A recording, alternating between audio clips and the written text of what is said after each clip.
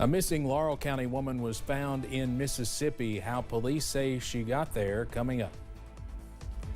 And two candidates for London mayor go head-to-head in a debate tonight. We'll have a preview. And we got rain heading our way, but arguably not enough of it. The latest on when the rain moves in and right back out ahead as Mountain News at 6 starts now.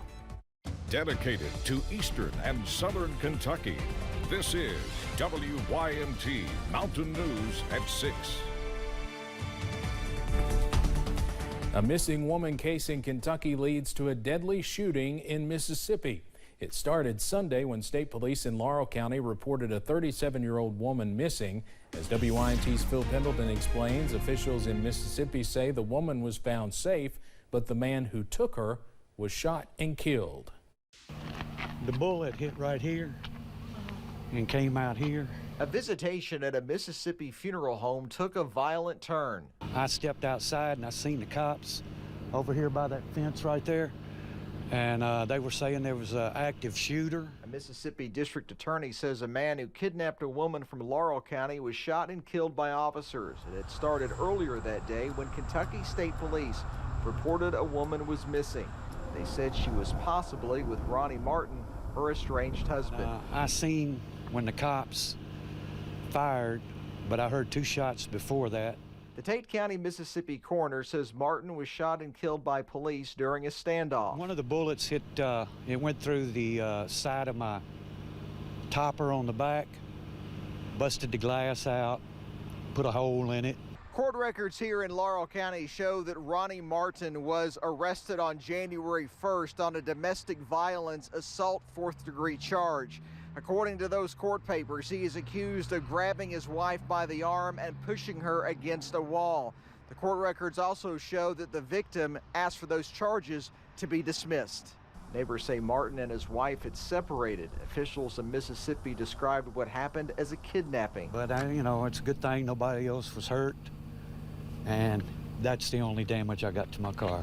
In Laurel County, Phil Pendleton, WYMT Mountain News. In a news release, police in Saratoga, Mississippi say they tried several de-escalation and communication tactics that did not work. Department of Justice officials say 19 suspects involved in a large-scale drug trafficking ring, including the alleged killer of a Big Stone Gap, Virginia officer in November of 2021, were arrested. 34-year-old Michael Donovan White was arrested after being located at a motel in Kingsport, Tennessee. A search of the motel room uncovered a gun that matched the same pistol used to fire the shots that killed Officer Michael Chandler. Around 4 a.m. on November 13, 2021, Officer Chandler responded to a welfare check in Big Stone Gap, known locally as the Red House. Officer Chandler was shot upon arrival. He died later that evening. We have more about those who were arrested and much more on this story on our website. Williamsburg police are looking for a wanted man. They say 19-year-old Colin Powers tried to kidnap a woman in a parking lot on the University of the Cumberland's campus yesterday. Police say there was also a fight between the two outside of Powers' vehicle. Police believe the two were in a relationship. They say this is an isolated incident and there is no threat to campus safety. Anyone with information is asked to call Williamsburg Police at 606-549-6017 or your local law enforcement agency. Two Tennessee men are behind bars after police say they found 3 pounds of suspected meth in the Toyota Camry the men were in. Deputies with the Laurel County Sheriff's Department say 43-year-old Kenneth Broyles was driving the Camry when he ran a stoplight. Deputies say after he and the passenger, who was later identified as 48-year-old Ernest Triplett Jr., began acting suspicious, a K-9 deputy was deployed. K-9 Maverick alerted to the suspected drugs. Police say they found approximately 3 pounds of crystal meth and 2 guns.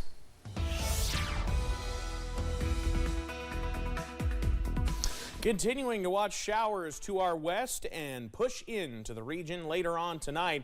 But for now, we're still warm and a little cloudy. A look outside from Buffalo Mountain, and let me tell you, right now, this is about the first time I've seen the sun in several hours. Right now, just peeking below the cloud deck as we head into sunset time.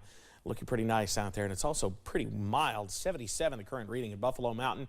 It's even warmer in other parts of the region. Manchester's at 78, Irvin's at 78, and it's also 74 over into Clintwood, and 75 Prestonsburg and Jackson. Southerly winds helping boost those temperatures and leading to that high fire danger out there as well. We're going to continue to watch level 1 marginal risk for severe weather in our southwestern counties. So far, so good, with the main action continuing to be well off to the west, but we will continue to watch as this whole complex moves in our direction.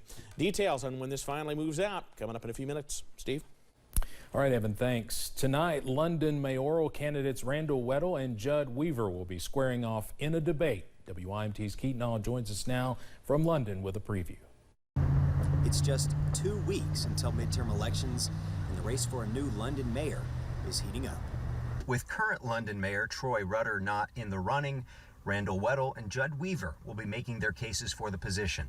Tonight's debate started with London City Council members, and Weaver and Weddle are set to take the stage soon. They're the leaders of our community. They're going to decide what the taxes are in our community. They're going to decide what we have and what we don't have in our community. So our community needs to be involved, and they need to be educated in what everyone is, what they have their mind on. Now, if you're interested in watching it for yourself, the entire debate will be streamed live on the London Laurel County Chamber of Commerce Facebook page. In London, Keaton Hall, WYMT Mountain News. All right, Keaton, thank you, and we will have some highlights from that debate coming up tonight at 11. Following last week's SOAR Summit, it was announced that several projects would receive a share of nearly $25 million. One project is Country Music Highway 23's TV and radio broadcasting studio in Floyd County. WYMT's Jordan Mullins has more from officials with CMH 23 and how the new studio will help educate and prepare the next generation of broadcasters, musicians, and artists. Last week, CMH 23 received a grant of $1 million from the Appalachian Regional Commission during the SOAR Summit. The grant will fund the radio and TV broadcasting studio at the Mountain Arts Center, allowing more educational opportunities for folks wanting to get into the broadcasting industry via a partnership with Big Sandy Community and Technical College. It's also allowing people of all ages to get hands-on learning experience, to learn what it is to help write and produce a show or radio program. Bringing tourism into the region while drawing more attention to the talent of Appalachia. Right there in the heart of the mountains, sometimes get bypassed or we get overlooked, but really and truly, that's where our talent is. We have so much talent, so much culture, and this is just one more reason to stop by and see us. Making an impact across eastern Kentucky. Not just for Prestonsburg or Floyd County or Harlan County or anywhere like that. We're trying to do it all up and down US 23 and capitalizing on the talent that we have to draw people to there. And preparing artists for future careers. We want our artists, the artists that come and share their stories, share their talents with CMH 23, to be able to be as prepared as possible for when those phone calls or those knocks on the door come. Investing in young creative minds across the region. In Prestonsburg, Jordan Mullins, WYMT Mountain News. CMH 23 content creator and producer Jill Hamlin says while there is plenty of work still to be done for the new studio to be operational, she's excited to see it utilized to create original content made up by up-and-coming young artists. Well, coming up, the latest from Pinpoint Doppler and Future View. Bless you, Steve, on rain chances heading our way. Coming up right after this. Plus, as temperatures drop, it's important to protect your furry friends. Some tips for keeping your outdoor pets safe this winter. And while many flood relief programs have come and gone, one of the groups that continues to serve is the Hand in Hand Ministries.